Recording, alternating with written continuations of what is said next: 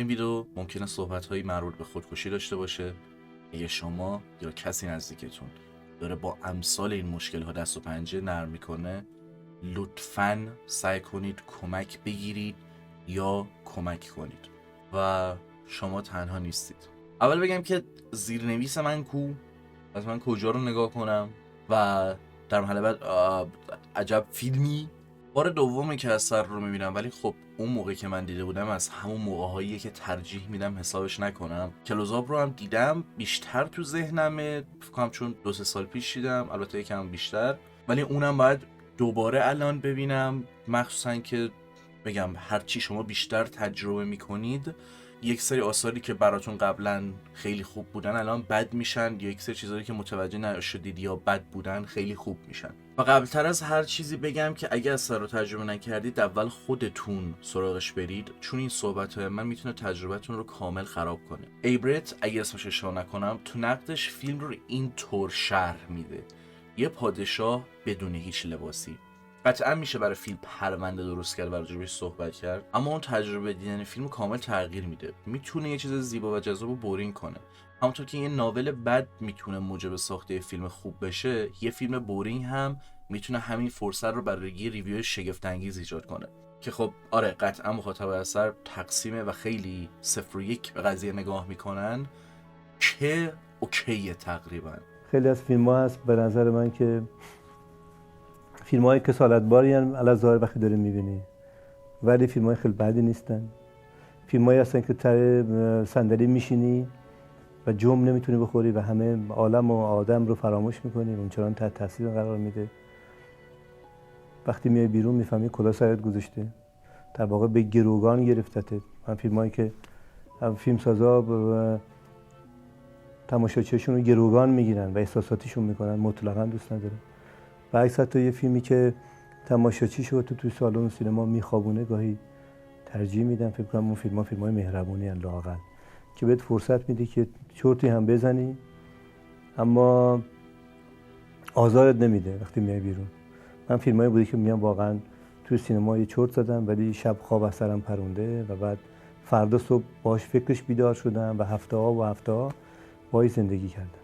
من این نوع فیلم‌ها رو بیشتر دوست دارم. حالا بیایید فعلا یه نیمچه آشغال متر بریم.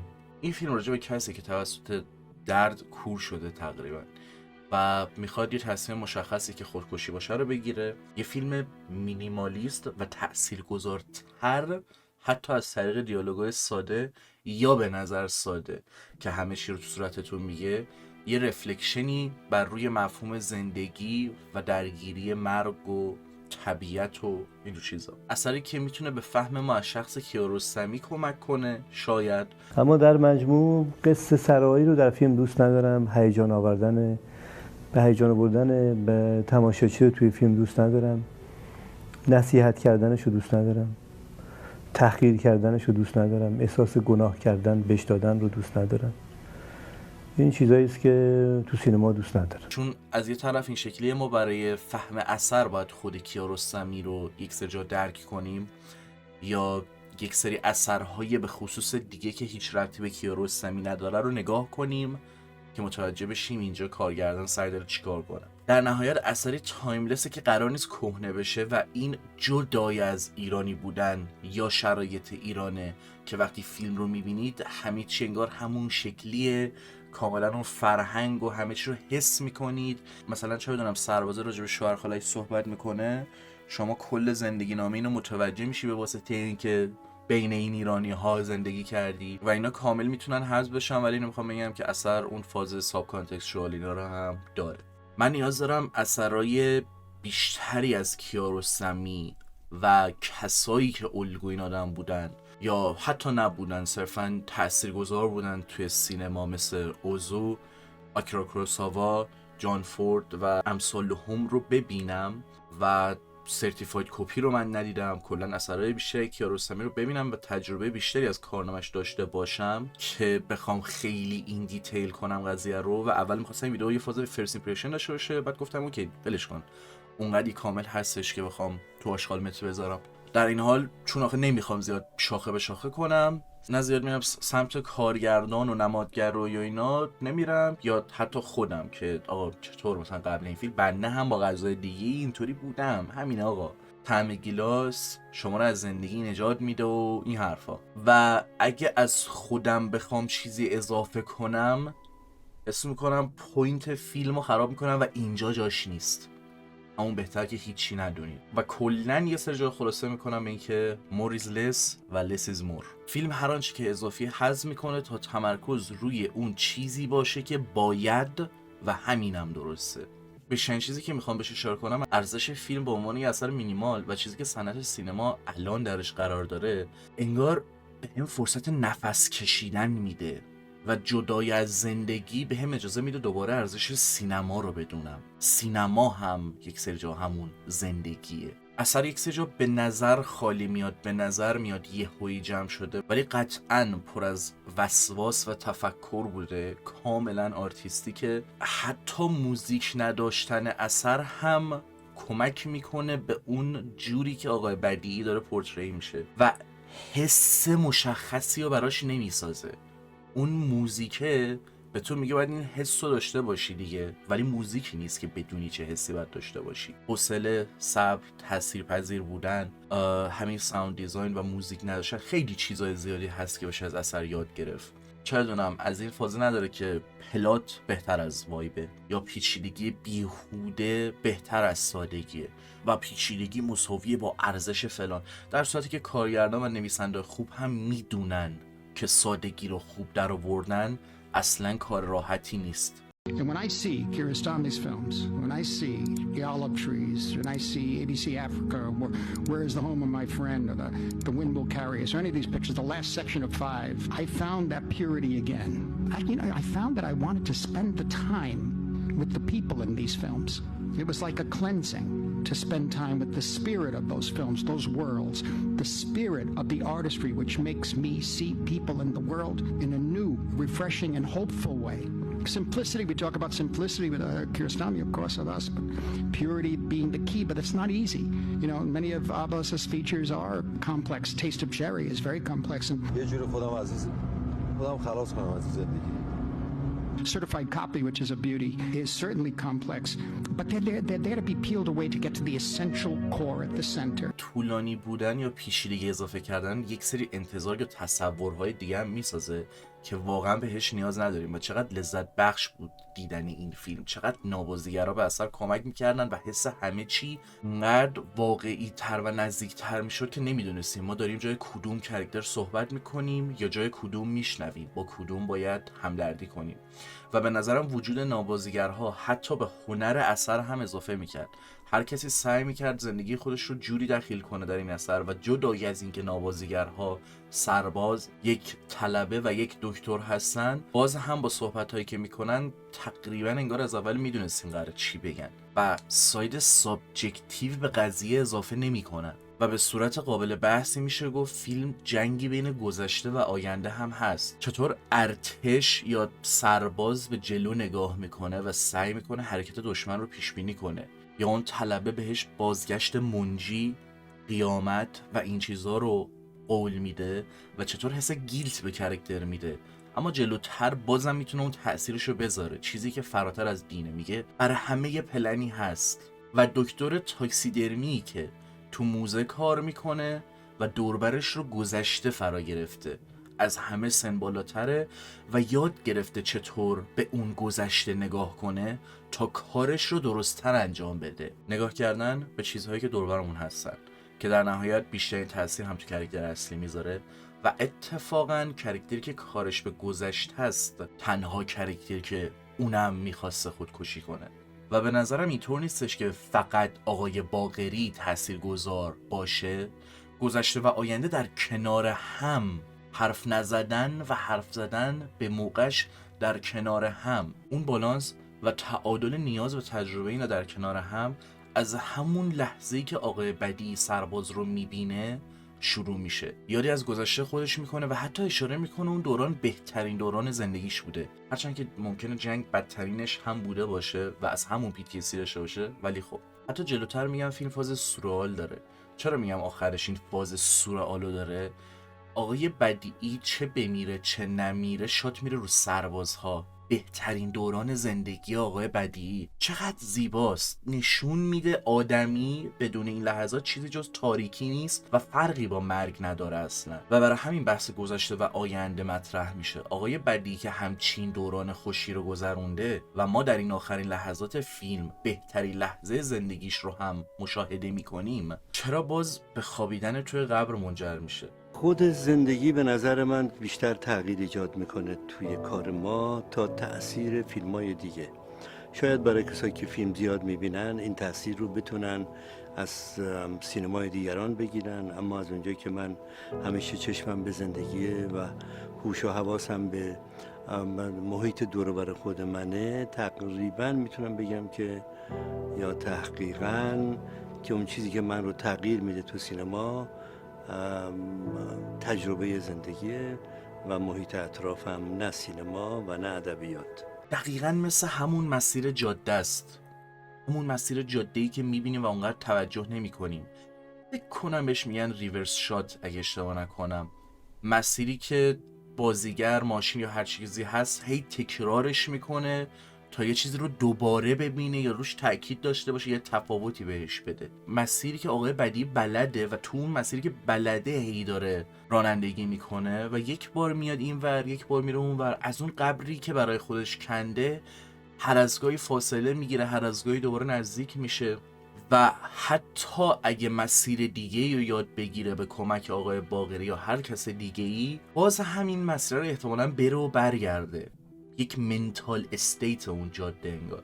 و آره تو قبر میخوابه، اون تاریکی مطلق، یهو دوربین میره جمع. مولتی لیر اون اندینگش برداشت های متفاوتی میشه داشت، ولی یکم دست نگه دارید جلوتر باز توضیح میدم که چطور این پازلا کنار هم قرار میگیرن. و با همین سیمبیو یا حالا من میگم سیمبایو کلن، سیمبایو سایکو تاکسی پلازم مقایسه کنیم، در اصل حتی میتونیم اینجوری بگیم که اوکی فیلم یه فیکشنه، خب مستند یک واقعیته، درست؟ فیلم یه داستان رو تعریف میکنه و مستند یک واقعیت رو به تصویر میکشه و آخر فیلم نمیخواد بگه ما با یه فیلم طرف بودیم، میخواد بگه با یه مستند طرف بودیم. مستندی که همینجوری ثبت شده، درسته یه ایده‌ای پشتش بوده، درسته یه آرتیستی پشتش بوده، ولی همون نابازیگرا، همون کسایی که دیالوگا رو یهو از خودشون یه سری جا گفتن، چند بار چیزها رو تکرار کردن، چطور ایمپرووایز کردن رو هر اتفاقی که افتاده، این فیلم مستند رو برای ما میسازه. من راجع به این سیمبایو سایکو تاکسی پلازم شاید ویدیو درست نکنم، میدونم که یه دونه درست میکنم ولی اون یه دونه یکم عجیب غریبه، ولی اونم دیدم، اونم خیلی خوبه. حتی اگه اونو ببینید درک بهتری از یک سری انتخابای کیارستمی خواهید داشت و تأثیرپذیریش براتون بیشترم میشه. اگر علاقه‌ای برای سینما یا مستند دارید حتما سراغش برید. اصلا کار برای هر کسی نیست، مغزتون منفجر نشه، حداقل درگیر میشه شدید به سبک متفاوت و فراموش نشدنی، یه اثر اکسپریمنتال که حالا خوبم هست و چند لیره و نبوغ پشتش داره. چطور یک فیلم، یک داستان خیالی ازش مستند داره درست میشه و از اون مستنده داره دوباره یه دونه فیلم میگیرن و از اون فیلمه دوباره یه مستنده. اصلا یه چیز عجیب غریبه و میگم اصلا اونو که ببینید تازه میگه من میتونم اون فکرمو جابجا کنم کاملا راجع به اون اندینگه و اینطور نکنم که آره من فیلم ندیدم، من مستند دیدم. و فقط اون سه تا پسنجر نیستن که مهمن، جدای از کسایی که تو ماشین باهاشون صحبت میکنه، عوامل خارج هم توی تصمیمش قطعاً تاثیر میذارن. جایی که ماشینش گیر میکنه و مردم بدون درخواست همینطوری کمکش میکنن و میخواد که بهش کمک بشه، یا حتی جایی که بحث جنگ میشه با اون نگهبان اون عادت کردن به تنهایی و اوکی بودن و لذت بردن ازش رو بیان میکنه. و آره میدونم چطور شخصیت‌های کیارستمی رو میشه توی این کاراکترها دید. من این متن رو که نوشتم دستکاریش نکردم، گفتم چون نمیخوام زیاد وارد این بازی بشم، ولی کلی اینترویو از کیارستمی دیدم که حداقل اگر چیزی اشتباه گفتم حذف کنم اگه نخواستم چیزی اضافه بگم. تنهایی خیلی باشکوهه به نظرم، یعنی احساس تنهایی ها اگر تو بفهمیش و اگه درکش بکنی، و اینکه تنهایی به تو امکان حضور در هر جایی که میخوای بهت میده. با تخیل. ولی چقدر تو میتونی مطمئن باشی که در کنار یکی دیگه این فرصت رو به خودت بدی که قدرت تخیل، این امنیت رو برای خودت فراهم کنی، یا دیگری برای تو فراهم کنه یا تو برای دیگری فراهم کنی، که قدرت تخیل خودتو هر وقت بخوای بهش فرصت بدی اونو به حرکت در بیاری به هر جا دلت بخواد باشی. در تنهایی با هر آدمی میتونی گفتگو کنی هر وقت دلت بخواد. میتونم بگم من در تنهایی آدم بهتریم. همونطور که درخت در تنهایی درخت‌تره، به نظرم هم آدم در تنهایی آدم‌تر. اونجایی که آدم در جمع قرار میگیره ناچار منافع جمع رو حفظ بکنه و وقتی که به منافع جمعی فکر میکنیم ما ناچارن از اون خلوص خودمون جدا میشیم و ناچاریم که یه مقداری هم به منافع دیگران فکر کنیم.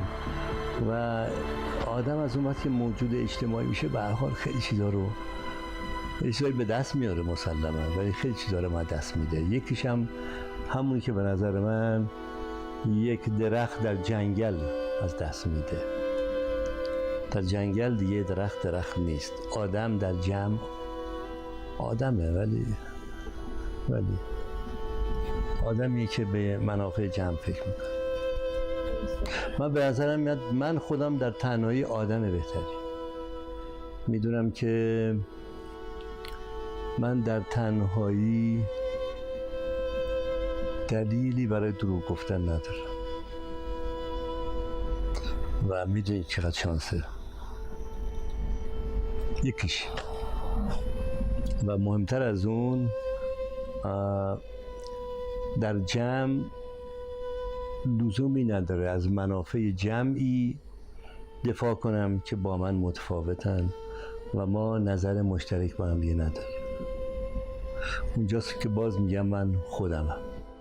و آره قطعا اون بیشترین تاثیر رو همون آقای باقری داره و کلایمکس قشنگ، مخصوصا که میگه بیا مسیر رو من بهت بگم کدوم وری برو. آقای بدیعی میگه نرفتم، آقای باقری میگه اوکی برو من بلدم. چون آقای بدیعی بین مسیری که خودش بلده هی داره عقب جلو حرکت میکنه و به دوربین فرصت نمیده چیز جدیدی رو کپچر کنه. اصلا چطور نوازگرها اینقدر خوب بازی کردن؟ یه حرفی که رستمی در این رابطه گفته که نمیذاشتم یه ارتباط هم با فیلمبردارها داشته باشن، چون باعث میشد که فیلمبردار بهشون بگه اینجا حرکت کن، این کارو کن، اون کارو کن، و میخواستم اون ارتباط خالص رو با من داشته باشن و حس کنم این کافی نیست. واقعا چطور هم چیزی ازشون ساختی؟ معمولا فیلم هایی که تم فلسفی دارن یا مربوط به مرگ و زندگی میشن از همین قضیه که دو یا چند کاراکتر با هم صحبت بشن استفاده میکنن یا با شمایی که بیننده باشید افکارشون رو مطرح میکنن. اما تو اکثر مواقع این اثرها سعی میکنن عمقی که به خودشون میدن از طریق جمله های فلسفی از فیلسوف های مشخص باشه یا کاراکترهای خودشون رو پیچیده کنن یا چنین تروپ های مشخصی، یا اینکه اگه کسی نیست باهاش صحبت کنن افکار خودشون رو با دوربین به اشتراک بذارن که احتمالاً بارها بهش برخوردید. کلی داستان راجب کلی کاراکتر که میخوان خودکشی کنن، هر کدوم هم به یه دلیل که اگر اون دلیل برای شما توجیه پذیر باشه از اون فیلم لذت میبرید. اینجا از گذشته کاراکتر اصلی چیزی نمیدونیم اصلاً جز این که قبلا سرباز بوده و احتمالاً نسبت به اون سکانس خاک در جنگ هم شرکت داشته و PTSD داره. شاید این شاید رو به واسطه خود کیارستمی و چطور به کاراکتر کانکت میشه و نظرش راجع به جنگ و اینا هم دارم اضافه میکنم. اما خود کاراکتر رو در نظر بگیریم حق ندارید راجبش چون و چرا کنید و به بهونه گذشتهش از هدف اصلی گم بشید. پس این یکی از چیزایی که مثلا حذف شده و عمق بیشتری به اثر داده. نقد داره میکنه ما آدما رو به عنوان آدمای جاجمنتال یا هر چیزی، یعنی خیلی چیزا مختلف میشه گفت. میگه من فراتر از این کاراکترم، من اصلا دید مربوط به مرگ و زندگی. اینجا قضیه چیز دیگه ایه. خود کاراکتر به کسایی که صحبت میکنه میگه چه فایده‌ای داره من بهت بگم، نمیتونی حسش کنی تا اگه درک و متوجه اون داستان من بشی. اولین سوالی که ممکنه پرسیده بشه اصلا اینه که داستان کاراکتر اصلی چیه، چرا این اتفاق افتاده، چرا اصلا نیاز داره کسی روش خاک بریزه، باورهاش. میخوام اینجا ببینم. اینجا اشکال داره؟ اشکال داره؟ زمان پس کنه. اشکال داره که من اینجا باشم؟ آه تمام. اشکال داره که نخوام مردشور تنم رو دست بزنه؟ اشکال داره؟ تو زندگی من هر وقت کسی دوست داشتم دستم رو تنم رو لمس کرده. میفهمی؟ میفهمی؟ حالا چجوری تنم بدم دست یه آدمی که نمیشناسمش؟ بابامو که داشتم میشستن؟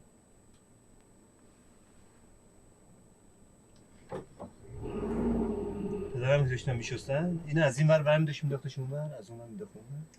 2 تا مردشور بودن داشتن با هم حرف میزدن. این به اون یکی میگفتش که اگر دلت میخواد که برای خودت نگه داری سونی بگیر، اما اگر میخوای بفروشیش پارس بگیر که فوری پول. داشتن بابای منو میشستن، ولی راجع به تلویزیون خرید و فروش حرف می‌زدن. دلم من نمیخواد. دلم نمیخواد تنها دست کسی بدم که موقع شستنم انقدر راجع به من تاثیر نداشته باشه. میفهمی؟ یا صرفا یه مسیریه برای اکسپتنس، اون اندینگی که فاز سورئال داره و واقعا نمیبینیم چه اتفاقی برای کرکتر میفته. اصلا مهمه پشت صحنه گذاشتن به عنوان اندینگ چند تا مفهوم میتونه داشته باشه. توی سینما چطور به تصویر کشیده شده، اون مرز بین واقعیت و خیال که شکسته میشه، فرق مستند با فیلم چیه، چطور میشه اینا رو ترکیب کرد. و این وسط دقت کنید بین ادیت دارم یه سری کلیپ از کیارستمی میذارم، ولی نذارید این کلیپ ها گولتون بزنن که فکر کنید این کلیپ ها باعث شدن من از این اثر خوشم بیاد، و حتما باید اونا رو ببینید که اثر کامل بشه. من اثر رو که دیدم واسه من کامل بود، فوق‌العاده بود، کاملتر شد. و دوباره تکرار میکنم اون چیزی که اول ویدیو گفتم، یک پادشاه بدون لباس. یه لباسی بود که این بار از طریق کیارستمی تن این فیلم کردم و شما میتونید کاملا اونا رو حذف کنید. نه از ارزش این فیلم کم میکنه، نه از مفهومش، نه فیلم رو نصف نیمه میکنه، نه مثل ویدیو گیم هایی میشه که باید تجربه کنید در کنارش مثلا یه کتاب دیگه هم بخونید. کامله. و حتی همون اولش چه کرکتر اصلی پشت ماشین، چه کسایی که بیرونن، با ناامیدی و ناچاری از هم درخواستی دارن به هدف متفاوتی.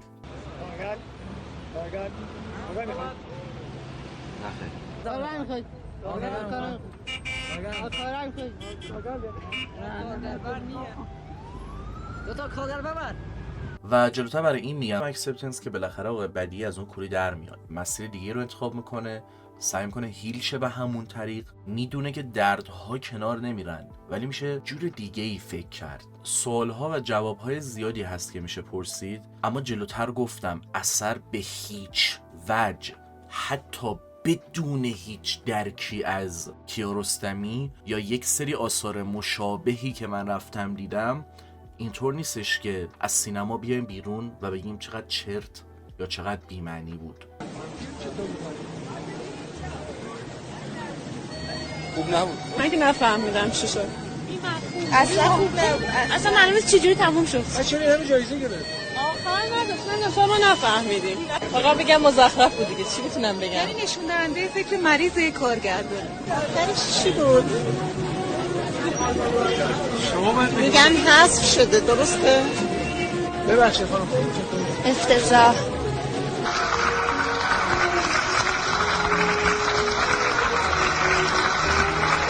این درسته که ساسپنسفوله و اصلا اولش به نظر میاد یه قاتل داره دنبال مقتول، که نه، اون کسی که میخواد بکشه میگرده و از تیپیکال فیلم های هی سوال بپرس و حدس بزن نیست و خیلی راحت شما رو به جلو حرکت میده. و تأکید میکنم میشه اونجوری که الان من دارم به قضیه نگاه میکنم فکر نکرد اصلا نیازی انقدر زحمت بکشید برید این بایو سایکو تاکسیپلازم ببینید، نمیدونم اثرهای دیگه کیارستمی رو ببینید، برید سینماتوگرافی چیه، این چیه، یعنی همه چی جلو چشتونه. و برام جالبه خیلی میخواستن که آقای بدی دلیلش رو بگه برای اینکه چرا میخواد این کارو بکنه و اینطوری هم نه، اگه میگفت بیشتر باهاش همدردی میکردیم، در صورتی که آقای باقری میگه تو از یه طعم توت میخوای بگذری، اینطوری هم که این شد دلیل. آره واقعا این شد دلیل. بعد فراموش نکرد که کیارستمی هیومانیسم یا هیومانیست بوده و در گفته ها همه جوره ثابت شده این قضیه. چه ارتباطش با کودکان؟ یک فیلسوف عرب یادم که دلایل طبقه بندی کرده بود که چرا بچه‌ها رو دوست داره. چند تاش الان تو حافظه من امیدوارم باشه بهتون بگم، چیزای عجیبیه، یه مقداری غیر معموله. گفت که من بچه‌ها رو دوست دارم به دلیل اینکه می‌جنگن بدون کینه.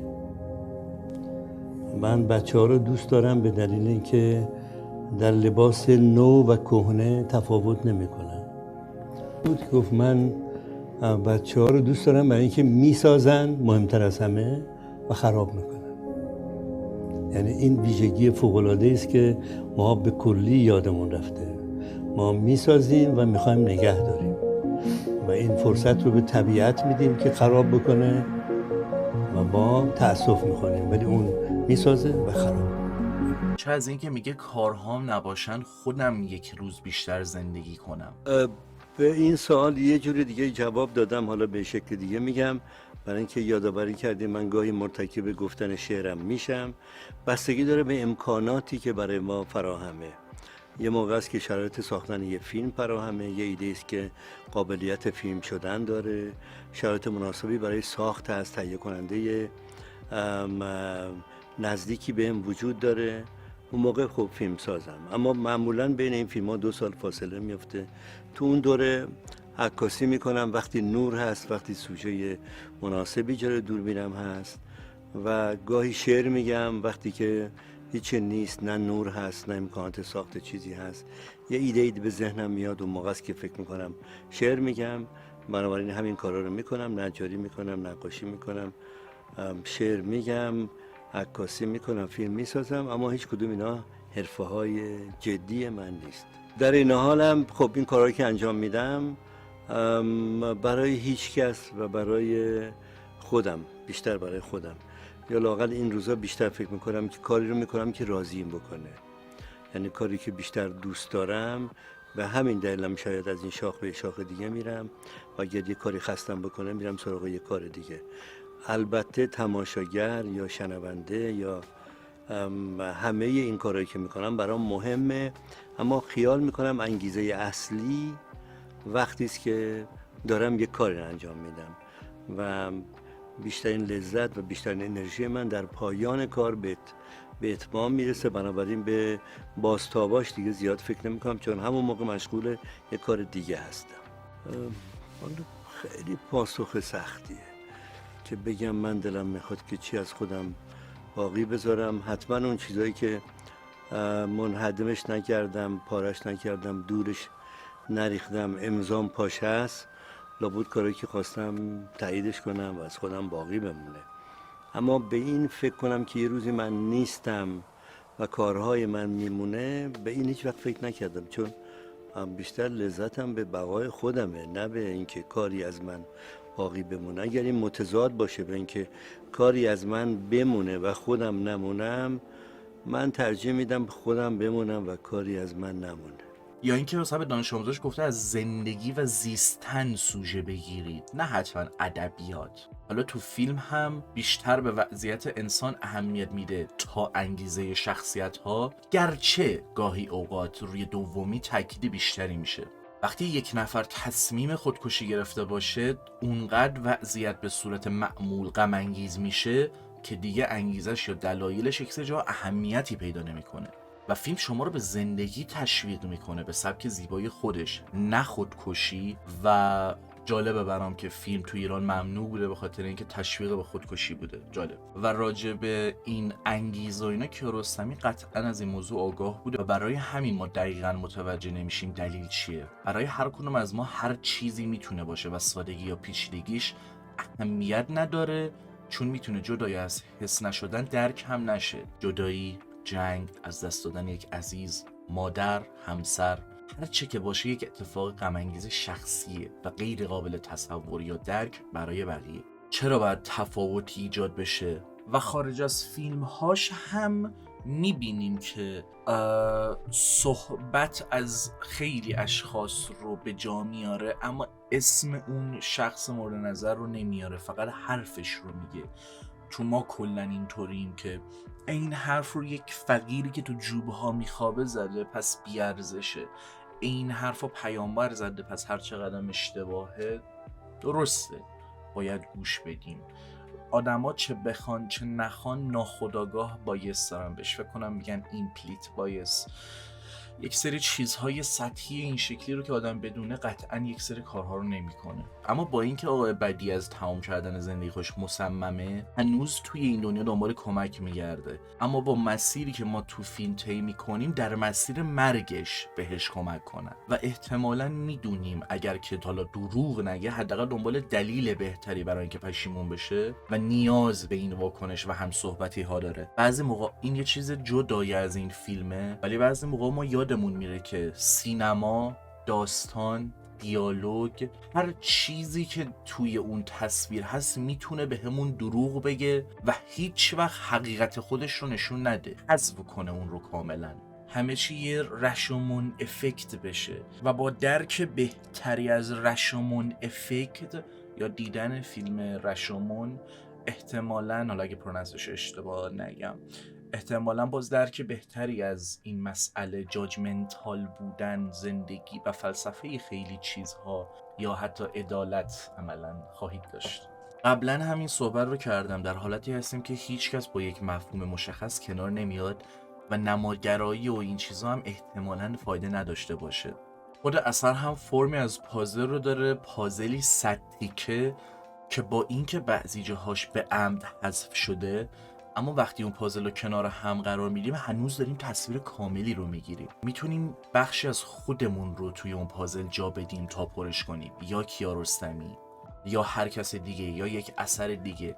و در رابطه با کیارستمی، جدای از دست نوشته افکارش چطور بنیانگذار این پلان‌های توی ماشین بوده که خب همه اینا رو میشه جدا کرد، کیارستمی به عمد از توضیح اجتناب کرده، چون میدونسته اخلاق و جاجمنتال بودن ما بلافاصله وارد عمل میشد و قرار نیست با دونستن دلیل همزاد پنداری کنیم. و با این که خیلی اینطوری نقد کردن که اگر دلیل میداد میتونست آدینس بیشتری بگیره، من مخالفم. اگر دلیل میداد به کاراکتر که چرا میخواد خودکشی کنه، اتفاقا مخاطبش رو محدودتر میکرد، چون کسی میدید و میگفت دلیل من این نیست، من نمیتونم همزاد پنداری کنم با این. قرار نیست با دونستن دلیل همزاد پنداری کنیم و فیلم درباره قضاوت اون علت نیست، بلکه احساس اون علته که در رابطه با همین مسئله توی ماشین صحبت‌هایی رخ میده که جلوتر براتون تعریفش کردم و کل فیلم رو دیگه براتون باز تعریف نمی‌کنم دیگه. مشخصا شما یک سری جا حتی هم نگاه نمیشید با چشمای بازیگر که بخواید همزاد پنداری یا حسش کنید. اصلا جوری که دوری به کمک تصویر و صدا اینجا نشون داده میشه، مثلا توی تصویر هیچ وقت کاراکترها توی هیچ کدوم از شات‌ها کنار هم نیستن و کم کات میخوره و هر کاراکتر دوربین که میره روش کل صحبتشو میکنه و بعضی موقع‌ها حتی به فضای خارج از قاب نگاه میکنه یا حتی صدا که چطور کی صدا رو کنترل میکنه یا صدا روی کی میفته یا صدای کی روی تصویر چه شخصی میفته. دقتی که توی اینا هست و جوری که نشون داده میشه واقعا قابل تقدیره. و حالا اوکی، این مسیری که طی میشه، پایانش چی؟ چرا اونطوری بود؟ چی رو قبول کرد؟ تموم شد رفت؟ نتیجه گیری کیارستمی از فیلم تخریب یکهویی مرز بین داستان و واقعیته. کاملا قابل درک چرا مردم چه در اون زمان چه حال پایانش رو یا درک نکردن یا کلن یه جوری بوده یا دوست نداشتن یا حتی اگه فهمیدن از اون اینرس بودن درشون آورده و دو پایانه میدوننش. قطعا اثر چه در کلیت خودش چه در جزئیات و پایانش میتونه بر همه نباشه و خیلی رو پس میزنه که به نظر شخص خودم نباید اینطور باشه. نمیتونم بگم نتیجه 100% الان از این قضیه دارم و احتمالا شاید بعداً به تعریف بهتری از اثر برسم. نمیخوام که شما حتما حرف منو گوش بدید و بگید اوکی اون چیزیه که پارسا داره میگه، یا من حرف شما رو گوش بدم و بگم اون چیزی که دقیقاً شما میگید. هرچند اگر چیز متفاوتی هست قطعاً بگید. اما این مرز شکسته شدن واقعیت و تخیل صرفاً یک پیام این فقط یک فیلم بود نیست. ما تو اثرهای متفاوتی شاهد این قضیه هستیم و من 8.5 اگه 8.5 باشه اسمش رو اشتباه نگم اونو هنوز ندیدم. مثل که اونجا هم همینه، یه فازی از متا فیلم، متا داکیومنتری. اصلا چرا باید بهمون یادآور کنه ما داریم فیلم میبینیم؟ قطعا چیز عمیق‌تری پشت این تصمیم بوده و تو همون مرحله اول هم اگه یک واکنش یهویی نشون ندید احتمالاً میتونید یک سری نتیجه مشخص بگیرید. تقریبا یه تلاش برای رسوندن چنین داستان واقعی به واقعیت خودمون به عنوان بیننده، چون ما هم به اندازه پروتاگونیست داستان و مثل هر شخصیت دیگه‌ای که داخل فیلم به تصویر کشیده میشه انسان هستیم و ما هم این تصمیم میگیریم که 6 صبح باید بریم کسی رو بیدار کنیم یا جایی بخوابیم. و حتی میشه گفت به خاطر اون حس مستندگونه طوری که داره با رفتن سراغ پشت صحنه، کیارستمی بدیعی رو از مرگ نجات میده و با هم یه سیگاری هم میکشن دیگه.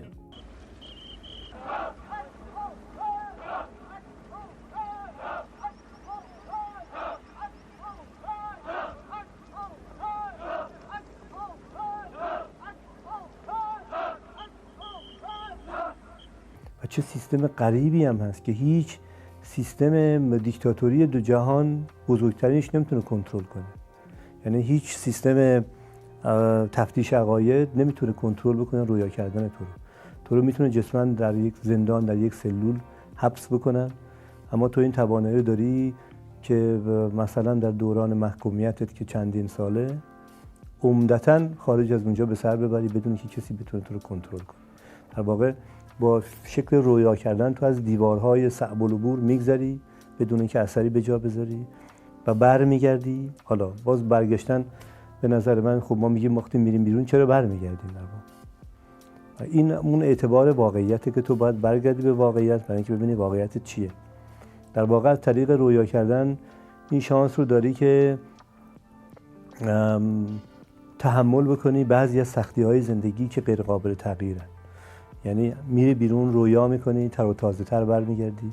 مثل میگم فضای اتاقی که وقتی خفه و بسته است، پنجره رو باز میکنی و رو به بیرون و اجازه میدی که هوا داخل اتاق بشه و یا خودت حس نفس میکشی. رویا یه پنجره است به نظر من به زندگی ما.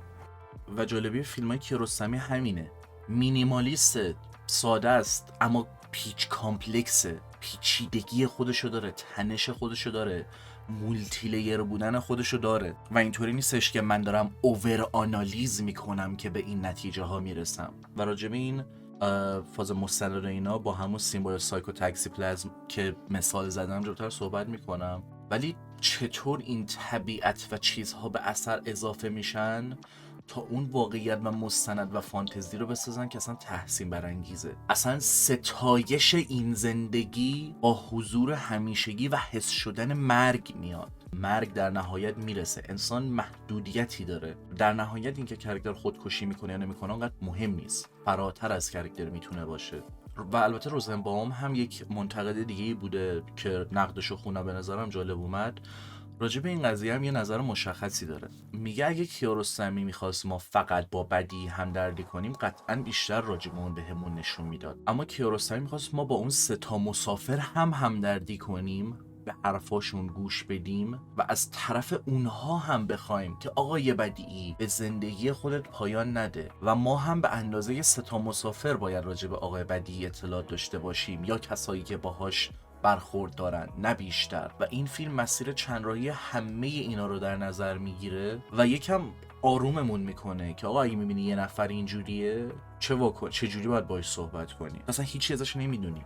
که حالا نظر جالبیه، ولی خب میگم به روش‌های مختلف میشه به قضیه نگاه کرد و چیزایی که جلوتر یا قبلتر گفتم میگم نمیخوام نقض یک حرف دیگه بشن یا بگم اصلش اینه. شما به عنوان یک انسان با شرایط مشابه میتونی خودت رو جای هر کدوم از این کاراکترها قرار بدی یا اصلا هیچ کدوم و انقدر فاصله بگیری که صرفاً به فلسفه طبیعت، مرگ و زندگی و این چیزا فکر کنی و اینا رو در نظر بگیری که توی هیچ کدوم از این اسپکت ها کم نمیاره اثر به نظرم. ما باید یا دنبال آدم‌های ویژه بگردیم یا دنبال آدم‌های معمولی در شرایط ویژه. این ویژگی در واقع چه کار داره میکنه با ما؟ این ویژگی یادآوری میکنه به ما که ما از نوع همونها هستیم و به همین دلیل فیلم رو یک نفر بازی میکنه، یک نفر میسازه، ولی با هزاران نفر ارتباط برقرار میکنه. یعنی در واقع همه اینها با هم سازنده، با بازیگر، هم بازیگر با تماشاگر یک فصل مشترک دارن و این فصل مشترک نشون میده که اگر این ناهنجاره، پس تمامی اونایی که دارن فیلم رو نگاه میکنن ناهنجاره. چون اونا از کجا میدونن اگر ناهنجاری در درون خودشون نبود اساساً پی نمیبردن به ناهنجاری دیگران. یک دونه‌ای توی این آقای بدی داره رشد میکنه، یک درختی داره رشد میکنه که شاخه های زیادی داره، اما اصل اون قضیه از شک و شبهه میاد که آقای باقری بالاخره بیشترین تاثیرگذاری رو میتونه توی این قضیه داشته باشه و اونجا حس یک کم ویکتوری کوچیک رو بگیریم. چطور یک سری جذابیت‌های ریز و درشت رو ایگنور میکردیم و همین که برای یه لحظه‌ای قدر زندگی رو میدونه آقای بدی کافیه. بعد جلوتر خودمون به شک بریم اونطور که با پشت صحنه یا پایان تمام میشه اثر. اگه خود کیارستمی رو در نظر بگیریم، کارگردانی‌ها و امضاش اینطوری که فیلم‌ها یک جوری تقریباً به هم کانکت میشن و اولین باری نیستش که مرز واقعیت و خیال شکسته میشه. هر فیلم به هم کانکته که به هم به عنوان یه فیک داکیومنتری واکنش نشون میدن. فیلم قبلی فقط یک فیلمه و فیلم جدید یک واقعیت جدید تا وقتی اون واقعیت دوباره بشکنه یا به فیلم قبلی انتقال پیدا کنه. که این امضایی که کیارستمی میگیره، همونطور که جلوتر اشاره کردم، یه چیزی که توی 1968 توی یک داکیومنتری فیلم اکسپریمنتال انجام میشه و یه نگاه باید به اون بندازید و اینکه در جا میفهمید چه خبره، نه اینکه اونو تا شروع کنید بفهمید چه خبره. اونو یه نگاه میکنید، سیمبایو سایکو تاکسی پلازم تیک وان، ویلیام گریوز اگه اسمش هم باز اشتباه نگم، یک اثر چند لیر متاتکستوال شاید بشه گفت. یه فیلم داخل یه داکیومنتری که داره فیلم میشه و یه داکیومنتری که ازش داره میاد و فیلم میشه. کار جذابی انجام دادن و با ارزشه. اینکه این به ذهنشون رسیده، اینو ساختن، اینو دادن بیرون، خودش خیلی حرفه. میگم ما میخوایم به طعم گیلاس به عنوان یه اثر تک و تنها نگاه کنیم، نه کارنامه کیارستمی یا تاریخچه سینما، ولی خب حس میکنم گفتن اینا کمک میکنه به این که تجربه بهتری داشته باشیم و منم مد نظرم بود آشغال متر کنم این قضیه رو و فرست ایمپرشن طوری نباشه، چون واقعا هم زندگی نامه کیارستمی قطعا کمک میکنه. علاقه ها و کتاب هایی که حتی کیارستمی میخونده، نماد درخت، علاقه به زندگیش، نمیخواسته درگیر هم مورد شروع بشه که جلوتر نشون دادم. چطور به عنوان کسی که میشه زندگی رو دوست داشت بخوای خودت علت مرگ خودت باشی، چطور برای کرکتر داستان اون جدا شدن از نرم و کنار مردم نبودن در یک دشت و کویر میتونه کمک کنه به اینکه این دپرس‌تر بشه. تنهایی که تو رو آدم میکنه، فقط یاد باید بگیری چطور تنها جلو بری. و حتی خود کلوزآپ رو هم نگاه کنید به عنوان یه فیکشن داکیومنتری فیلم فلان داره ازش تعریف میشه و همونجا هم دقت کنید نقش اصلی خودش جای یه کارگردان میزنه. چرا بیزنسمن نه؟ بحث پول نیست، بحث زندگیه. همونطور که اینجا هم همینه. همینجا هم آقای باقری که قبول میکنه باز پولش رو میگه نمیخوام، با نیازی که داره و نمیخواد این اتفاق بیفته. گاهانه نیست، ولی حالا که فیلم ها رو پشت سر هم میبینیم به نظرم میاد که همشون از یه مقوله سخن میگن و میگن من این همون باور که نمیم 7 ماهه که کرد فیلمسازی در زندگیش یه فیلم بیشتر نمیسازه و اون رو در واقع تقطیعش میکنه در زمانهای مختلف، در یه تایم سینمایی میده به تماشاچیش. به این دلیل من میگم برای اینکه جواب این سوال بدیم باید کل فیلم ها رو نگاه کنیم. اما چیزی که میتونم بگم من دوست دارم، تعریفش سخته، من تو فیلم میشه دید، و چیزی که دوست ندارم رو میتونم راحت‌تر بگم. اون چیزی که دوست ندارم البته میشه در فیلم دید، چیزی که در فیلم من نیست، پس معلومه که دوستش نداره. و راجع به دلیل زنده ماندن نمیدونم صحبت کردم یا نه. برای هر کسی میتونه یه چیز باشه. بعضی موقع شاید باید در یک قدمی مرگ باشیم تا یک سری چیزا رو به یاد بیاریم یا بتونیم قبول کنیم و به جلو حرکت کنیم و چطور یه سری چیزا میتونن یه حس به خصوصی رو برامون تداعی کنن که حالا دوچار اون تغییر یا هر چیزی که هست بشیم.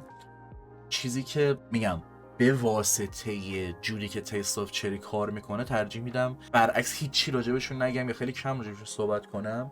سر بتمن نوئل میخواستم روش دست بذارم و حس میکنم با همون این قضیه رو مثال بزنم و اونجا از تیست آف چری کمک بگیرم راحت تر باشه. در کل به نظر من در هر آنچه که هست تایم گیلاس موفق میشه خوب عمل کنه، صحبت کاراکترها باشه، چه در شعری که به جای نوشته شدن به تصویر کشیده میشه توسط دوربین. و اصلا نمیپذیرم که بگن وسواسی به خرج داده نشده.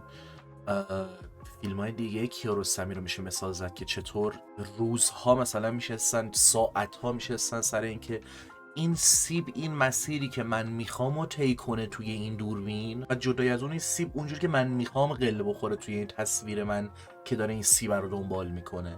یا سکانس رنگ پاشی که چند بار اونو درست کردن. و در نما سینماتوگرافی به قطع یقین اصلا اشتباه زدن این حرف که باگ داره قضیه، چه در کارنامه کلی شخص کیارستمی چه توی این اثر. لندسکیپ و دقت در جاگذاری دوربین، طوری که جایی دوربین ماشین رو دنبال میکنه ماشین پشت خاک‌ها یک سری جا مخفی بشه و فقط اون لندسکیپ به تصویر کشیده بشه، چطور یک سری لوکیشن ها رو تکرار میکنه و رفت و برگشت این ماشین یا کاراکتر رو در این مسیر نشون میده. و یه سری جایی که همینطوری میگم دوربین میره پشت خاک مخفی میشه و ما فقط طبیعت میبینیم، انگار در نهایت این طبیعته که باقی میمونه، ما مسیر رو طی میکنیم و جونمون بالاخره گرفته میشه، چه به انتخاب خودمون چه طبیعت دغدغه‌مندیم در رابطه با همین زندگی کردن یا نکردنمون. چه بهتر که در این طبیعت ببینیم و توش زندگی کنیم. از جلوتر تیکه تیکه به این چیزا اشاره کردم که اینجا کامل نگم، صرفا اشاره کنم. وسواس و دقتی که به شدت بالاست، چه توی مسیر که ماشین طی میکنه، چه لاستیکی که گیر میکنه و انتظار کمک داره، چه تخم مرغی که میگه برای من مضره و نمیخوره در حالتی که میخواد به جان خودش پایان بده. تغییر نما و اضافه شدن شلوغی و طبیعت بعد از صحبت با آقای دکتر، چطور کاراکترها با چشماشون شما رو هدایت میکنن به فضای خارج از قاب و معمولا ما رو تارگت نمیکنن و انگار میخوان اشاره کنن به اون خارج از قابی که جلوت قرار گرفته نگاه کن. تضاد و نمادهای زیادی که یه لیر هم بازیگری همایون که فوق العاده هم بود بهش اضافه میکنه، ولی سعی میکنم وارد این بازیگری و چیزا نشم. یا حتی همین فرهنگ و ما دانشمون از یه سری اینساید جوک یا حالا هر چیزی که از اون تجربه اصلا میتونه متفاوت کنه و یه چیز ساب کانتکستوال فلان. هرچند من میگم حتی در مطرح شدن نژاد یا محل زندگی کاراکترها هم میشه بحث کرد و هدف اینه نشون بده چطور هر کدوم از این کاراکترها یک جا گم شدن و در طبیعت خودشون نیستن یا حالا هر برداشت دیگه که میشه داشت. این چیزای ریزی که جای بحث و اهمیت دارن به ساخته شدن اثر و اون علاقه‌ای که احتمالا شما بهش پیدا کردید خب کمک کردن و باید بهشون توجه کرد و ترجیح این بود راجع به یک سری از این چیزا صحبت کنم و امیدوارم تا اینجا که به حرفام گوش داده باشید مشخص شده باشه یک سری چیزا براتون، حالا چه از ساید من چه از اینکه راجع به اثر نمیدونستید چیزی فهمیده باشید. خیلی دوست داشتم تجربه شخصی و این حرفا هم اضافه کنم، نه نصیحت، درد و دل کردن. گوش بدیم به هم توی این ماشین که هیچ، من این ور مانیتور شما اون ور مانیتور، من تو شات خودم شما تو شات خودت بشینیم و به حرف هم گوش بدیم. ولی حس کردم توی این ویدیو نباشه بهتره. در نهایت نیازی به دونستن معنای وجود داشتن نیست، معنا در وجود داشتنه. I remember the last time I saw Kiarostami alive. We were at a dinner in Lyon a few years ago, and he looked at me and says, "Don't do anything you don't want to do." He knew. He understood. One can't depend on time. One doesn't know. So ultimately, that time has to be worth it, even if it's just existing. Even if it's just being alive, breathing, if you can, under these circumstances. و حالا که اسکورسیزی رو بهتون نشون دادم، واقعا این چقدر قشنگ میگه دیگه. میگه روح اثر و کاراکترها جوری که میخوای باهاشون زندگی کنی. معمول اثرها اینطور نیستن. هر چقدر هم که هم درد کنیم نمیخوایم کنارشون باشیم یا هم صحبت باشیم یا باهاشون زندگی کنیم. الان مغزم اجازه نمیده خیلی چیزا رو خلاصه کنم به جمله های این شکلی، ولی خب ترجیح اینه زیاد ویدیو عجیب غریب نشه و ترجیح همینه که زیاد تو فاز اوور آنالیز و اوورتینک و زیاد شاخه شاخه کردن و به هزار تا چیز بی ربط هم اشاره کردن نرم سمتشون. به نظر من فیلم تقریبا بدون مشکله و چیزی که میتونه پروفاند باشه، احساسی باشه، هزار تا چیز الکی پیچیده و بیهوده رو کنار هم توی صفحه قرار نده که اون فیلم هدف و همه چی خودش رو گم کنه و مشخص نباشه اصلا چیه، که ما بخوایم هزار تا ویدیو اسی و ویدیو مقاله ببینیم که آه یعنی چی، بالاخره کی داره درست چیه. اصلا به نظر من طولانی و بورینگ نیست، فرصت میده به این که توجه کنید، حس شاعرانه حالا واقعی تر باشه. اطراف درخت، زیر درخت یه جا استراحت کنید، بعداً صحبت میکنیم. دمتون گرم که این ویدیو رو تماشا کردید. امیدوارم حالتون خوب باشه و به بقا ادامه بدید. شب و روزگار خوش. کافیه آقای کسایی من میشنوید؟ به افراد بگین همونجا اطراف درخت استراحت بکنن چند دقیقه، فیلم برداری تموم شد. زیر درخت اطراف درخت استراحت کنن، بعداً فقط صدا میاد.